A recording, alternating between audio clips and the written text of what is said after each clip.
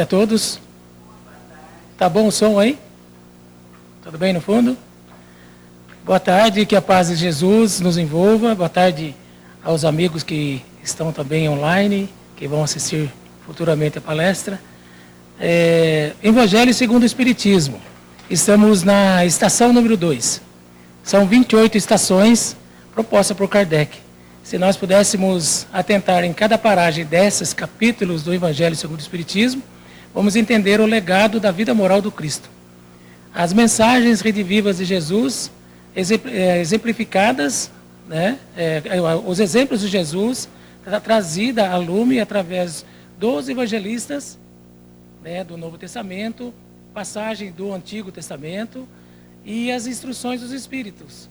Muitos espíritos colaboraram. Quando no prefácio do Evangelho segundo o Espiritismo, que as vozes do céu, que ressoam como som de trombetas, semelhantes estrelas cadentes, vêm envolver todo o planeta Terra, né? E glorificando os justos, confundindo os orgulhosos, nos esclarecendo. Então, ouse as vozes dos Espíritos. Quem já conhece a doutrina espírita, tem alguém pela primeira vez aqui hoje na casa? Sejam bem-vindos, sejam bem-vindos. E quem já é espiritualista, já tem essa simpatia com a doutrina espírita. Quem já está mais, já aprofundou um pouco mais nos estudos que a casa propõe também. A doutrina espírita é uma doutrina de cunho científico, filosófico e religioso, a base da doutrina espírita. Isso nos ajuda ao discernimento correto da transcendência, da nossa transcendência espiritual, nos posiciona a vida atual e nos dá uma projeção da vida futura. Então, a doutrina espírita nos posiciona para o que vai ser de nós no futuro. Então, os nossos hábitos demandam nossos pensamentos. E a nossa vontade, através dos nossos pensamentos, nós formulamos hábitos. E através da nossa vontade, nós vamos executando esses hábitos. E o pensamento saudável produz hábitos saudáveis. E cada hábito saudável demanda o nosso futuro. Então, decisões hoje, a partir dos próximos passos que tomaremos, vai demandar o nosso futuro. A doutrina espírita abre esse leque de entendimento e nos posiciona hoje. Por que estamos aqui, de onde viemos e para onde vamos? Por que as vicissitudes? Por que o sofrimento? Por que estamos nesse planeta Terra? Por que vivemos numa localização geográfica todos juntos? Por que nós temos essa família? Por que nós convivemos nessa sociedade? Por que das aparentes injustiças? Que se Deus é bom, é justo, por que beneficia uns em detrimento do sofrimento do outro? Por que um bebê em tenra idade às vezes nasce com problemas de saúde e desencarna momentaneamente? Porque uns nascem com deficiência intelectual, outros regozijam na riqueza, na opulência, na sabedoria, muito inteligente, e suprime, comanda uma massa de população, e aí, de acordo com o seu orgulho, que nós todos ainda temos enraigado em nós, a grande mal da nossa evolução espiritual, a grande entrave da nossa evolução espiritual é o orgulho, que é a pai do egoísmo e de todas as más inclinações que nós temos, maledicência, orgulho, dissensões, tudo isso porque ainda somos muito orgulhosos. Na palestra de hoje, o capítulo 2, quando Jesus foi já preso no Getsemane, levado por Caifás, Anás e depois Caifás, levando, porque naqueles dias era o domingo de Ramos. Então, Jerusalém estava em festa. Tudo bem aí? Mais perto? Ótimo. Jerusalém naqueles dias, melhorou agora? Jerusalém naqueles dias estava em festa, porque comemorava-se a grande festa hoje se fala Páscoa, mas era a festa da colheita, as festas tradicionais religiosas, onde muitos peregrinos vinham até Jerusalém. Pilatos também, com toda a sua comitiva, ele não morava em Jerusalém, ele morava em outra cidade. Ele era o grande governador da Idumeia, da Judéia, ele era o governador E Herodes tinha os 2 governadores, Pilatos e Herodes. Toda a comitiva de Herodes também estava naquele dia lá em Jerusalém. Os perseguidores de Jesus, quando ele começaram a fazer a grande motim para prender Jesus, convencendo Judas.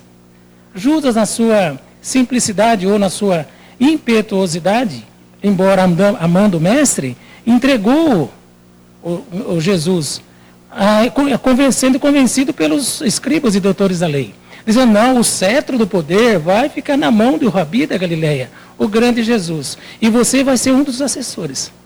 Prometeu um cargo oficial para ele, e ainda mais, ajuda, customização financeira. Judas, na sua simplicidade, quando Jesus assumiu o trono, ele vai coordenar tudo, vai derrubar todo esse poderio romano. A grande dinastia de Augusto, já sob o domínio de Nero, o domínio dos romanos, todo esse domínio dos romanos, onde os romanos tinham total poder em tudo. Eles determinavam tudo na sociedade, suprimiam com pesadas taxas de impostos, perseguições. E imaginemos agora, se nós imaginarmos como é que era viver naquela época, e o povo, eles tinham dentre eles algo que ecoava no ambiente, uma mensagem de ânimo e uma mensagem que percorria nas mentes, nas pessoas, por intuição, que haveria de vir um grande Messias, o Salvador. O grande profeta Elias prometeu. João Batista começou a divulgar. E aí chega até nós, o nosso irmão maior, Jesus, para caminhar conosco. Lógico que quando Jesus adentrou o solo terrestre, abalou todas as bases potentosas, todos os reis, toda a potência romana, que aquele poder efêmero, passageiro, que era o poder do reinado romano. Jesus, com sua bondade, com seus exemplos, que todos nós já sabemos, começou a pregar a lei do amor. Até então, existia um separatismo. Se você é meu amigo, se você concorda com a minha religião, ou faz parte dessa casta social, eu te amo, eu te protejo. Senão, você é meu inimigo. Jesus veio propor para nós a irmandade universal, o amor incondicional a todos. E nesse capítulo, Meu Reino Não é Desse Mundo, quando Jesus foi trazido até Pilatos, no grande palácio, Pilatos o questiona em São João, capítulo 18, versículo 33. Pilatos, tornando a entrar, pois, no palácio, e tendo feito vir Jesus, lhe disse: sois reis dos judeus? Já uma pergunta, porque se ele dissesse que era rei, ia contra ser contra todas as ideias da época que o grande imperador era tido como rei, não Jesus, o imperador da época. Jesus lhes respondeu: meu reino não é desse mundo. Se meu reino fosse desse mundo, minha gente teria combatido para me impedir de cair nas mãos dos judeus, mas meu reino não é daqui. A simplicidade de Jesus, tranquilo, calmo, mas Jesus já sabia tudo o que ia acontecer com ele, desde quando ele adentrou o planeta Terra, desde quando ele fez todo esse planejamento. Judas foi uma parte integrante dessa grande proposição de Jesus e de implantar a paz no reino que ele governa. Então a paz, o amor, a fraternidade. Mas Jesus, sabendo que nós ainda estamos na infância espiritual, que somos caminheiros dessa grande unidade existencial que é a nossa vida, então nós teríamos muitas possibilidades de entender e compreender.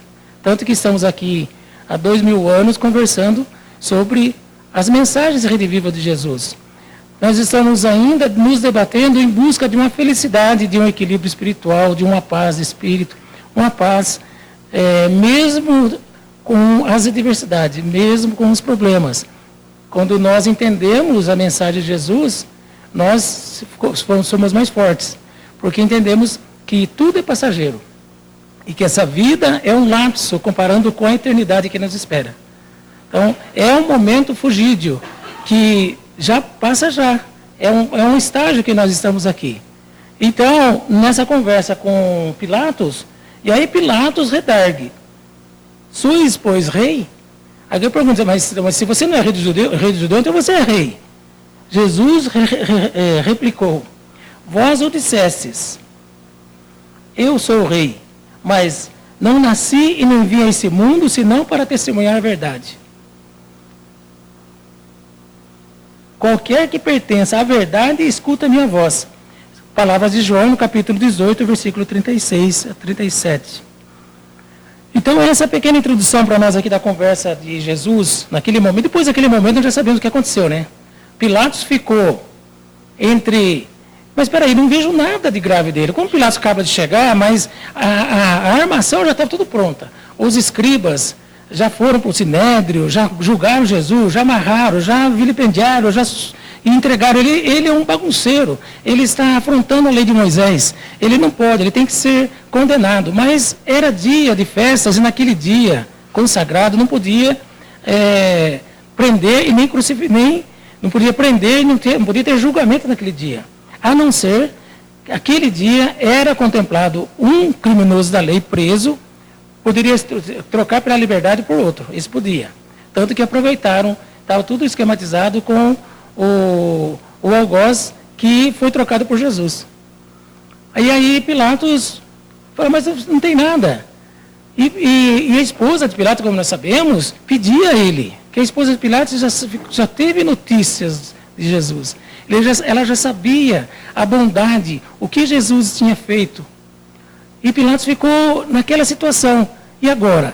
Ele usava da sua autoridade para libertar Jesus, confrontando toda aquela armação política. O cenário não muda muito hoje. A armação política. Então você tem que resolver o negócio, mas por causa da armação que foram feitas, você não pode aprovar uma lei, você não pode fazer isso, não pode fazer aquilo. Por causa da armação política. Parece que estamos no tempo moderno, né? E Pilatos se viu nesse embate. Por isso que a famosa frase, lava minhas mãos, como Pilatos fez. Pilatos não teve a coragem moral de libertar Jesus. Porque ele ia perder todas as suas regalias, todo o seu poderio e toda a sua autonomia. Ele ia ficar rebaixado. Então ele não quis perder aquilo. E aí condenou Jesus. Bom, na sequência, nós poderíamos observar esse embate de Jesus fala: quem é da verdade é do meu reino. Então Jesus trouxe essa proposição para nós. E vem nesse capítulo, nós vamos falar sobre a vida futura. Deixa eu pegar meu pendrive aqui. É o capítulo 2, no Evangelho segundo o Espiritismo. A pergunta: todos nós aqui temos o Evangelho segundo o Espiritismo? Todos nós? A recomendação para nós é um livro, né, eu sempre falo nas palestras, que nós deveríamos ter na nossa cabeceira da cama. Um livro que nós teríamos que ter um exemplar para ficar disposto quando nós fazemos o Evangelho no lar e trazemos a família junto. O livro, o Evangelho segundo o Espiritismo. O livro dos Espíritos, que é a primeira obra de Kardec, é um livro de conteúdo filosófico, científico e religioso. É um livro para ser debatido em grupos. Não obstante, podemos ler e fazer as reflexões acerca do livro dos Espíritos. Como é filosofia, então todo o conteúdo filosófico teria que ter esse debate. Por isso que a casa propõe esse debate através do estudo do livro dos Espíritos. Então essa casa tem esses estudos, que o livro dos Espíritos traz para nós todos esses questionamentos que antes, por causa da igreja, da supressão, era tido como mistério. E a doutrina espírita vem abrir, tirar o véu, o nosso véu, e clarear, dar-nos um norte, dar-nos uma meta. Nós não tínhamos meta, não tínhamos sonho antigamente. Achávamos que se morrêssemos, íamos ficar na eternidade aguardando o julgamento, ou se fôssemos muito maus, íamos já direto para o fogo do inferno, sem chance. E ainda, você estava falando hoje é mês de setembro, esse mês é mês de setembro, se cometêssemos um ato com a própria vida, ou no suicídio, aí já não tinha mais solução mais. E a doutrina espírita vai dizer que essa vida que nós estamos sendo agora é uma passagem apenas. É mais um estágio que nós paramos aqui para o aprendizado. Que todos, o mais vil, o mais perverso dos seres humanos que estão conosco, caminhando nessa jornada, é filho do Criador, é filho de Deus. Sendo filho de Deus, todos eles são nossos irmãos, mas eles estão no estágio de erro, de equívocos, se comprometendo na própria evolução espiritual. Então, a gente hoje, nós vemos no meio social quantas coisas, quantas barbáries acontecem no cenário político, corrupção, no cenário das facções, enfim, muitas coisas acontecendo debaixo dos nossos olhos. E como que vai ficar? Nessa grande varredura, como que vai ficar a nossa situação? Como que vai ficar a situação desses? São momentos que todos vão ter que prestar contas. E se nós temos que prestar contas, cada passo que nós damos a partir de agora, que nós conhecemos as verdades de Jesus, demanda responsabilidade, e conhecendo a vida de Jesus, demanda o quê? As qualidades que Jesus uma das suas leis que ele instituiu, que é a mansuetude, a afabilidade e a doçura. E o perdão das ofensas, como os Espíritos nos falam, a lei do perdão, que é a questão 886, que vem trazer para nós o complemento da caridade, que é benevolência, indulgência e perdão. Nós estávamos pensando, nossa história. Aí eu comecei a pesquisar se esses reis, o que se deu de Pilatos, o que se deu de Nero e tantos outros ditadores da história. Ditadores da história que mudaram o rumo da humanidade, que suprimiram, que causaram sofrimentos e dores. E por que nós estávamos todos nesse conjunto? Porque todos nós, de uma certa forma, trazemos, de acordo com a nossa jornada evolutiva, nós precisamos melhorar em vários pontos, até nos autocompletarmos, ou completar a evolução do espírito. Então nós temos que testar a nossa resiliência, a nossa paciência, testar todas as virtudes nós temos que ter dentro de nós. Quando nós tivermos todas as virtudes, como Santo Agostinho, e como alguns espíritos iluminares que caminharam conosco, as virtudes baseadas em Jesus, as virtudes de Chico Xavier, as virtudes de Bezerra de Menezes, a virtude de Madre Teresa, e as virtudes de tantos espíritos iluminares, quando nós tivermos essas virtudes, nós já estamos dando passos largos para um mundo melhor. E esse mundo não está distante de nós. Basta nós começarmos a mudar nosso ponto de vista, que fala nesse capítulo também, o ponto de vista e a vida futura. Bom, então eu estava pensando sobre esses poderosos. Quando eles estavam no poder, eles achavam que eram deuses, que podiam mandar e desmandar. Por quê? Por causa do orgulho. No livro Céu e Inferno, antes de nós entrarmos nessa sequência dos reis e imperadores da época, no livro Céu e Inferno, tem uma carta, uma mensagem do espírito do príncipe Oran, Bordeaux, 1862. Kardec enumera para nós as mensagens, para nós termos uma ideia. Esse príncipe, ele se apresentou a pergunta que ele queria dar alguns detalhes de vossa situação. Bem-aventurados humildes de coração, porque deles é o reino dos céus. Orai por mim, pedindo. Bem-aventurados humildes de coração, que escolhem uma posição modesta a fim de cumprir a aprovação. Então, que nós escolhemos uma posição modesta para cumprir nossa aprovação. Porque ele foi príncipe, né? Vós todos, a quem devora a inveja, não sabeis o estado que ficou reduzido um desses, que na terra são considerados felizes. Ele está falando dele mesmo. Não avaliais o fogo que abrasa, nem os sacrifícios impostos pela riqueza. Não avaliais o fogo que o abrasa, nem os sacrifícios impostos pela riqueza, quando por ela se quer obter a salvação eterna. Então, muita gente acha que tendo riqueza, poder na mão, consegue a salvação eterna. Lei do engano.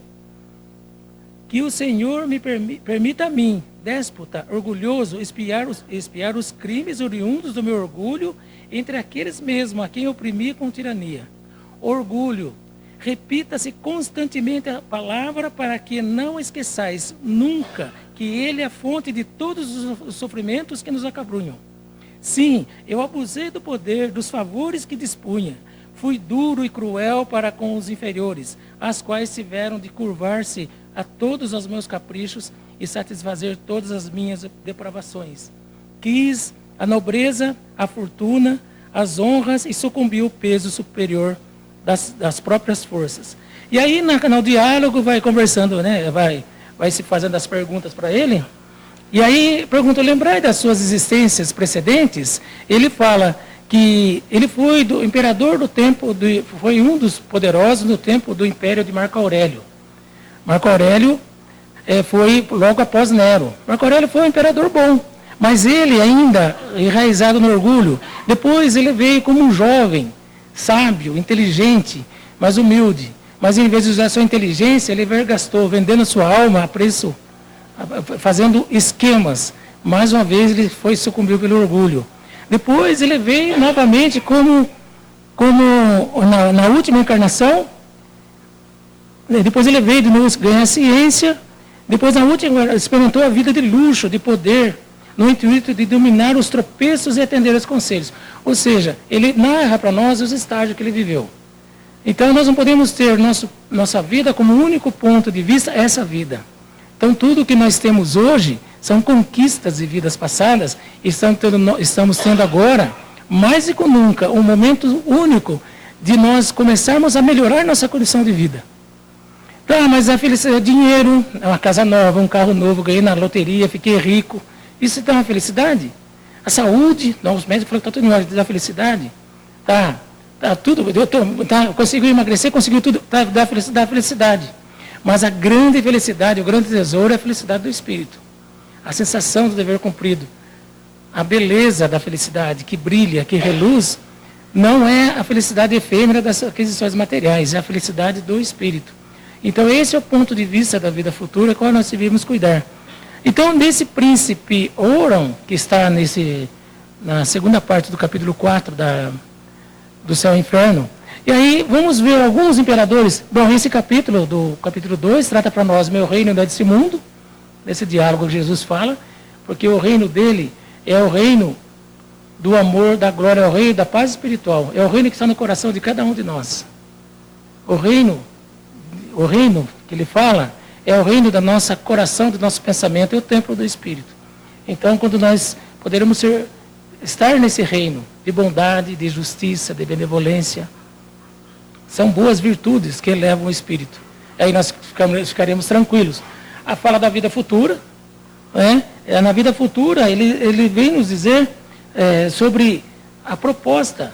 E quando nós temos um ponto de vista da vida futura, quando a doutrina espírita abre para nós os entendimentos, sabendo que tudo que nós vamos ter novas oportunidades, que vamos ter novos reencontros, que não há separação, e que tudo que nós fazemos aqui, nós vamos ter bônus pelas atitudes boas que fizemos, ou vamos ter que voltar a reparar equívocos que nós cometemos.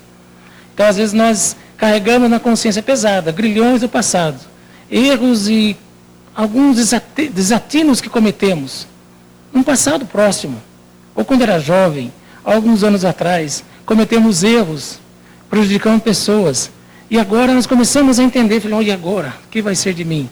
Ainda nessa mesma jornada, no estado de vigília, ainda nós podemos reparar muitos erros, através do voluntariado, através do amor, através do entendimento da mensagem de Jesus. Se não podemos reparar conforme nós erramos, mas nós podemos ajudar pessoas e cobrir, quando nós falamos, o amor cobre multidão de pecados. E para que isso ocorra, que nós possamos nos redimir e adquirir bônus para esquecer, para cobrir as falhas que nós cometemos em vidas passadas, nós temos que ter forças. E para adquirir forças, entendendo a vida de Jesus. E para entender a vida de Jesus, ter um esquema, ou seja, uma orientação precisamos de religião. A religião que religa No latim é religare, religa a Deus.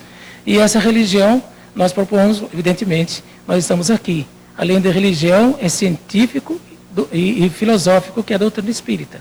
Qualquer religião que promove os caracteres do homem de bem, que promove o homem de bem, cidadão de bem na sociedade, são religiões boas. Mas a doutrina espírita traz um bônus a mais, nos dias da vida futura. Nos posiciona. Então, a grande alegria de conhecer a doutrina espírita. Ponto de vista, instruções dos espíritos e a realeza terrestre. Aqui, no diálogo de Pilatos com Jesus, pergunta se sois reis, e a grande passagem quando Pilatos lava as mãos. E às vezes nós temos que tomar uma decisão por orgulho, ou por vaidade, ou por medo, ou por fuga, ou por o que vão dizer de mim, eu lavo as mãos, não tomo a decisão que tenho que tomar. Às vezes nós fugimos das decisões e fazemos igual Pilatos. Deixa que se resolva. Depois que gostaríamos de reparar, vai ser tarde. E às vezes está nas nossas mãos uma decisão importante da nossa vida. E aí, será que nós vamos lavar as mãos ou vamos ter uma atitude de abnegação, de entrega e de amor? Porque a abnegação, o amor, são conjuntos da caridade. A abnegação é a entrega total. Você esquece de si para pensar no irmão. E às vezes nós temos que tomar essa decisão. Então, que não sejamos uns Pilatos, nós temos que treinar para isso. Às vezes caímos, incorremos no erro.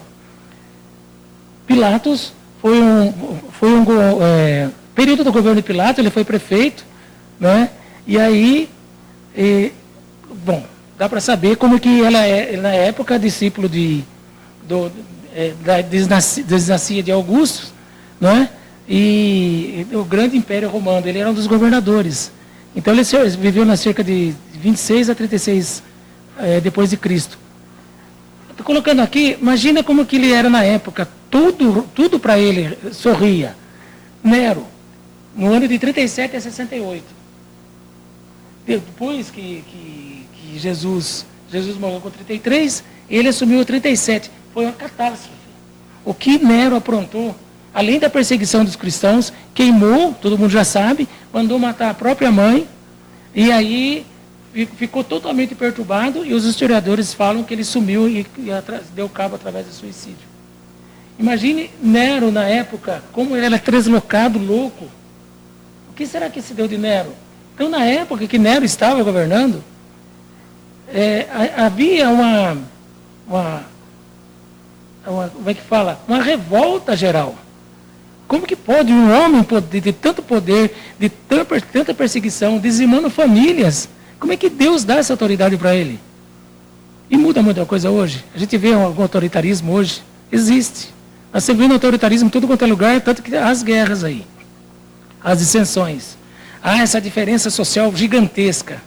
Há um meio social aí coordenando uma grande massa, levando à ignorância, bloqueando nela as culturas. Então, nós estamos vivendo num mundo, só não é igual antigamente. Mas existe ainda espíritos luminares entre nós, existe esperança que cada um de nós podemos dar passos largos para a evolução espiritual. O mundo ainda está no estágio primitivo, comparando com o mundo regenerado que nos espera. Então, o que será de Nero? Eu trouxe alguns imperadores. Eu estava pensando, os 5 piores imperadores e maldosos reis que imperaram numa época da humanidade. Nero, todo mundo já conhece. Gengis Khan, ele foi um imperador que causou destruição, atos cruéis, massacres em cidades inteiras, onde centenas de milhares foram mortos. Não tinha perdão, era a base da força e dizimando comunidades inteiras. Curiosidade que, apesar da crueldade, ele foi um administrador habilidoso, muito inteligente, mas só que orgulhoso, prepotente e arrogante, dizimando dezenas de cidades. Gengis Khan é ainda reverenciado na Ásia, porque por mais que ele teve muito massacre, matou dezenas de milhares de pessoas, mas ainda ele teve, pela sua inteligência, ele unificou as tribos mongóis. Então, um dos casos, Ivan, Olha, bonito esse, né? O que vocês acham? Tá bonito? Dá até medo na hora que eu ler essa imagem aí. Ivan IV, olha o apelido dele, tá? Está nas pesquisas que a gente buscou, o czar da Rússia. Temperamento explosivo, atos cruéis, criou a polícia secreta, ordenou execuções em massa de supostos traidores, matou seu próprio filho. Como é que estão esses espíritos?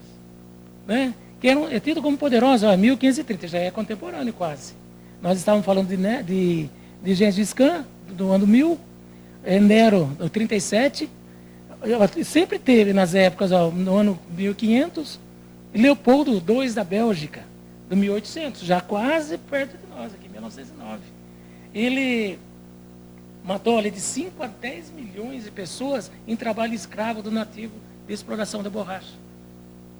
Então, é assustador ver Então, que reis são esses? Que poder eles tiveram? São castelos baseados em pilares de sal que ruem com o tempo. E aonde estão esses imperadores? E aí, Adolf Hitler, eu evitaria de colocar, porque até o nome parece que baixa a vibração, né? Todo mundo já sabe, Holocausto. Olha, Adolf Hitler, cerca de 6 milhões. Leopoldo, 5 a 10 milhões. Humanos, homens matando homens. E agora, como é que estamos na humanidade agora? Nós temos um novo alento, nós temos uma nova luz para clarear nosso caminho, para não fazermos parte dessa estimativa tenebrosa. Opa, para cá. Marco Aurélio, agora os bons. Marco Aurélio, logo depois de Nero, que a dinastia de Augusto, entrou o imperador Romano, que era um filósofo, um dos 5 bons notáveis, governou com senso de justiça.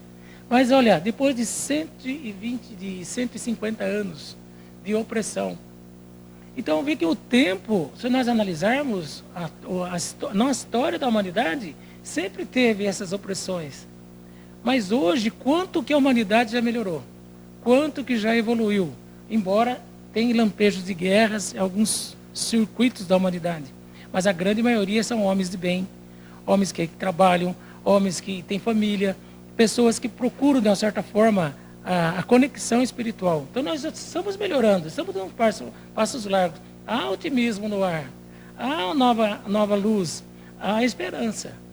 Então, no caso de Marco Aurélio, né, escreveu meditações, o seu legado, mesmo enfrentando guerras e crises, manteve a integridade moral e tentou agir como um servidor do povo. Então, Marco Aurélio foi um dos bons. Afonso, do Congo, né, ele é conhecido como o apóstolo do Congo. Ele foi também um imperador. Ele foi notável, ele estudou 10 anos o catolicismo e ainda implantou o cristianismo na época, é onde ele conseguiu libertar grande parte do seu povo. Então, foi um imperador bom. Entre eles, sempre tinha algum... Pode ver que o mal, ele é barulhento. O mal se destaca. Então, a gente consegue... As pessoas, quando são maus, quando a coisa é ruim, todo mundo sabe. As coisas boas ficam, às vezes, na omissão. Às vezes, não sabe. Tem tantos que trabalharam no anonimato, que ajudaram também. Quantos cientistas, quantas pessoas do bem trabalharam para melhorar a condição que nós estamos vivendo hoje. Então, não é de todo mal. Ashoka, o grande imperador de Maurya, por ser lembrado após guerras, então mais um que só proibiu os sacrifícios dos animais, foi um dos reis, né? E tudo isso foram reis e imperadores. Construiu hospitais, escolas, promoveu a tolerância religiosa. É um dos primeiros governantes a colocar a ética acima da conquista militar. Então nós tivemos pessoas boas caminhando junto na humanidade. Então, agora Dom Pedro. Alguém lembra de Dom Pedro? Dom Pedro que é um homem brilhante, inteligentíssimo. Ele, além de incentivar a cultura, a educação, a arte, ele apoiou a Lei Áurea, que é sua filha, a princesa Isabel, onde libertou os escravos. Graças a Dom Pedro I, nós chegamos até aqui. Então, em 1825, 1821, um dos grandes imperadores. Vamos entrar dentro aqui. Esse aqui foi um dos antigos, 525 a.C. Foi Cambises, ou Cambises II, o imperador da Pérsia. Também um faraó egípcio, né? Ele foi o reinado de 530 a 522. Ele ajudou o Egito, né? Cambiza foi uma briga contra o Egito, onde anexou os impérios, mas também lembrando que um governante tirânico, de temperamento explosivo, que morreu. Esse foi tirânico também, temperamento explosivo, em 525 a.C. Mais adiante nós temos Horem-Seb, ou Horeb, não sabemos a pronúncia direito, foi 1300, esse antes de Cristo. Eu estou colocando esses dois aqui porque vai chegar no desfecho final. Olha, 1300 antes de Cristo, o que será dele hoje? Esses espíritos que muito inteligentes, que foram imperadores, que foram inconsequentes, será que eles não tiveram novas oportunidades? Porque, embora sendo filhos de Deus, inteligentíssimos, será que Deus ia deixar escapar um talento brilhante desse? Será que é como se educar um filho? Mas no decorrer das eras de evolução, você vai abandonar seu filho? Você não vai dar oportunidade. Você vê que ele é inteligente. Nós agora, que pais somos ainda imperfeitos, o filho é rebelde, mas a gente não abandona, a gente vai dar novas oportunidades. E Deus faz a mesma coisa com esses imperadores. Sempre vai ter novas oportunidades. Por isso que é a justiça divina, da existência e preexistência da alma. Você vê, 1.300 anos antes de Cristo. Nós somos 1.300, 3.000 e quantos? 2025? 3.040 anos. 3.000 anos onde ele viveu. Olha, esse primeiro aqui, 525 anos. 3.000 anos. Vou contar para vocês aqui o que eu descobri. Quem era ele? Jerônimo Mendonça. Eu acabei pesquisando, e a Dirce está lendo o livro que conta a história de Jerônimo Mendonça, e eu comecei a pesquisar, não li o livro ainda, sobre os imperadores. Olha como dá oportunidade. Jerônimo Mendonça, através das suas inúmeras reencarnações, pediu clemência para que pudesse reparar seus erros, seus equívocos. Ele foi imperador sanguinário em outras vidas, embora inteligente, mas o orgulho e o egoísmo tomou parte de si. E ele, através da resiliência, mesmo na dor, manteve fé e sorriso, costumava brincar com a própria condição, mostrando que a dor não precisa roubar a esperança.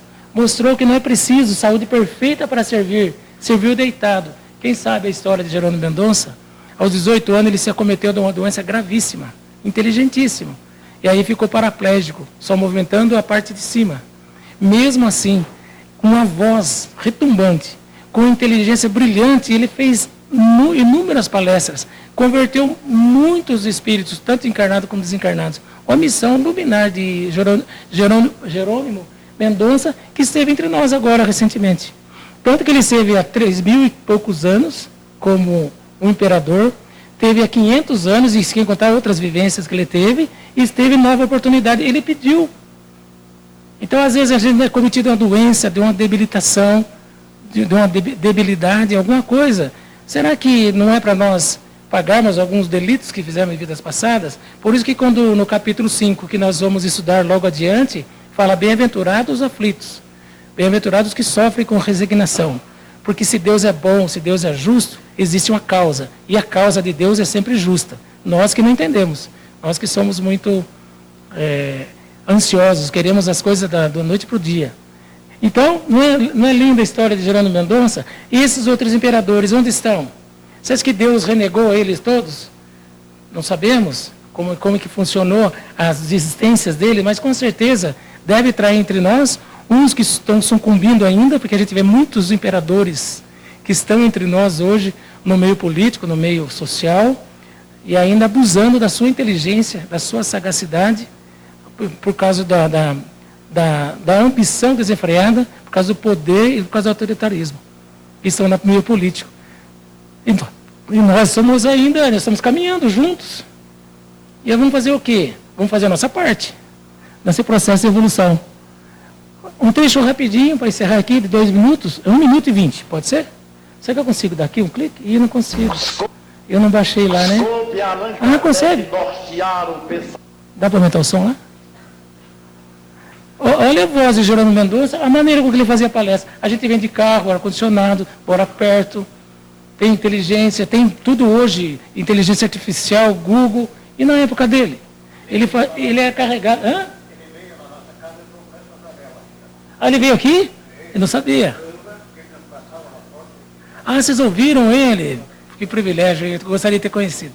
Eu vi esse trechinho e fiquei impressionado com a potência da voz dele. Impressionante. Vamos ver?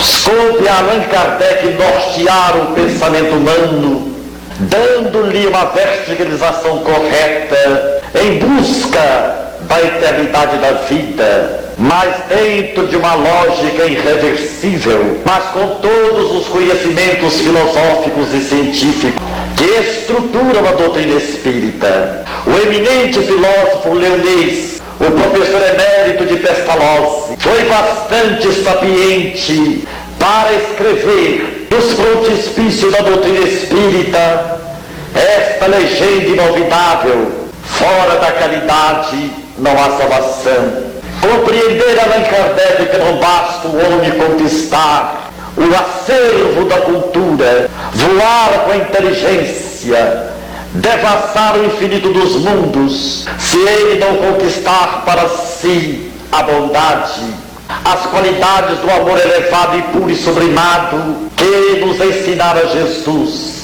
Nenhum espírito lograria avançar para as esferas superiores e mundos superiores se não tivesse consigo o equilíbrio das duas asas, sabedoria e amor, para perfectibilizá-lo diante da vida eterna. Sabedoria e amor para perfectizar diante da vida eterna. Mensagem de Jerônimo Mendonça. Foi um dos reis, um dos potentosos da época. E aí, então, hoje nós sabemos o que será desses que acham que tem o poder na mão hoje. É Deus. A justiça divina não falha e não tarda. E que, às vezes, nosso reino do coração, nosso reino dentro de nós, possa iluminar com a claridade das mensagens de Jesus em nossos corações. Muita paz a todos.